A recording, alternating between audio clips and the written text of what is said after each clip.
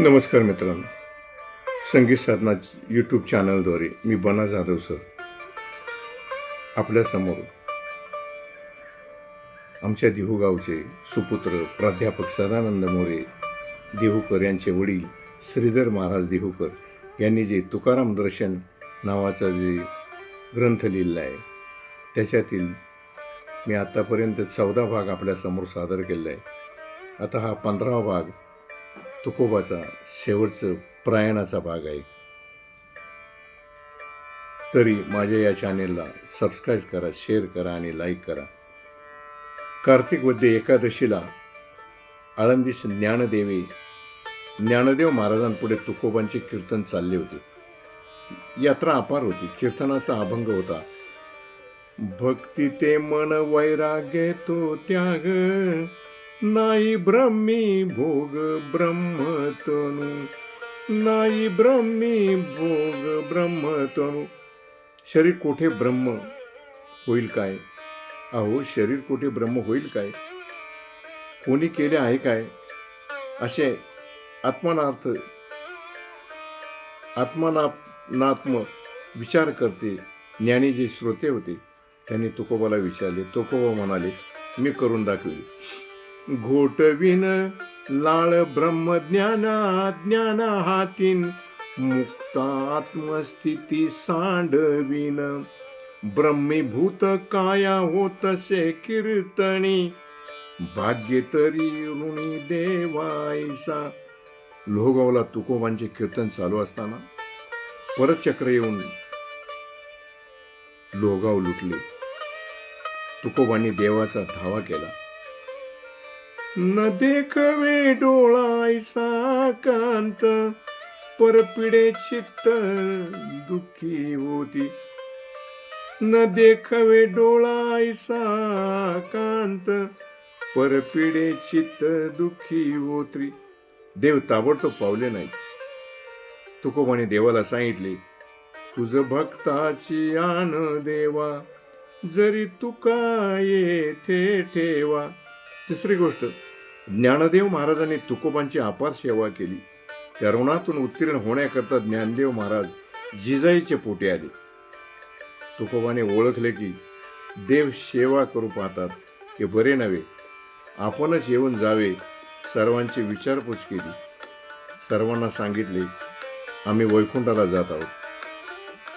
वैकुंठाला जाण्याच्या अगोदर जिजाबाईच्या पोटामध्ये नारायण महाराज होते। ते नारायण महाराज हे ज्ञानदेवांचे अवतार आहेत। आता ज्ञानदेवच जर आमच्या घरात येत आहे तर आपण इथं थांबून का उपयोग?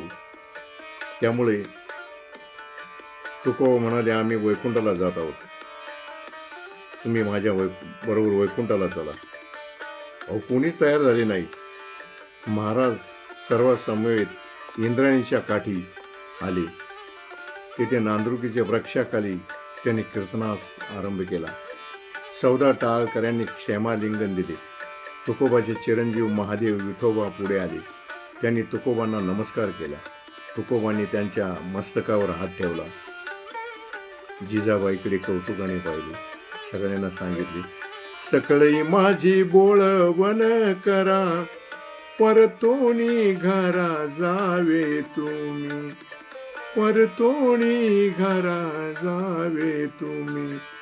सकळई माझी बोळवण करा, परतोनी घरा जावे तुम्ही। वाढ वेळ झाला उभा पांडुरंगा, वैकुंठा श्रीरंग बोलवितो, वैकुंठा श्रीरंग बोलवितो। आम्ही जातो, तुम्ही कृपा सो द्यावी, आणि सकळा सांगावी विनंती माझी। अंतकाळी विठोबा माशी पावला, कुडी सहित झाला गुप्त तुका। भगवत कथा करीत असता तुकोबा अदृश्य झाले। त्याचा उल्लेख राज्याभिषेक शके 30च्या सनदेत आहे। श्री तुकोबा गोसावी सत्पुरुष मौजे देऊ तालुका हवेली जिल्हा पुणे येथे भागवत कथा करीत असता अदृश्य झाली ही गोष्ट विख्यात आहे. राणा तुकोबा गोसावी बहुत थोर सत्पुरुष होते. इसवी सन 1704च्या देहुगावची सनद रामचंद्र निळकंठ अमात्य यांच्या हातची आहे. रामचंद्र पंत छत्रपती शिवाजी राजे यांच्या अष्टप्रधान मंडळातील अमात्य या पदावरील एक प्रधान होते. शके 1571 विरोधी नाम संवत्सरीन फाल्गुन वध्ये द्वितीया सोमवारीन प्रथम प्रहरी प्रयाण केले. तुकोबा गोसावी वैकुंठाला गेले. स्वधेय निशी गेले. बाळाजी केली जगनाडे. संताजीच्या वहीची नक्कल संताजी प्रयाण समयी त्या ठिकाणी हजर होते. या नक्कलचा नंबर आहे पृष्ठ क्रमांक 216. तुकोबांच्या गुप्त होण्याने सर्व मंडळी शोकसागरात बुडाली. तुकोबांची मुले बंधू अनुयायी तेथेच बसून राहिले. पंचमीला तुकोबांची टाळपत्र कथा आकाशमार्गी आली. रामेश्वर शास्त्रींनी निर्णय दिला. तुकोबा सढळ वैकुंठाला गेले. सर्वांनी स्नाने उरकली. तुकोबांची मुले बंधू कान्होबा देवाशी भांडले. देवा तू माझ्या बंधूला आणून दे. कान्होबा म्हणाले, देवा तू माझ्या बंधूला आणून दे, वैकुंठाला नेऊ नकोस. देवाने कान्होबाचे समाधान केले. अशा पद्धतीने तुकोबाचं वैकुंठ गमन अनेक विद्वान माणसांनी अनेक त्याच्यावर विचार मांडलेत.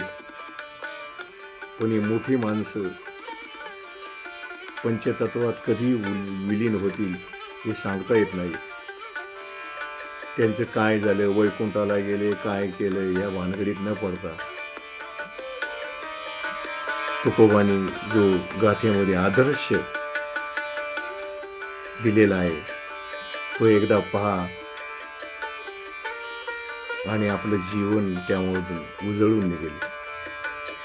तुकोबाची वैकुंठ गमनाची ही कथा मी इथं थांबवित आहे.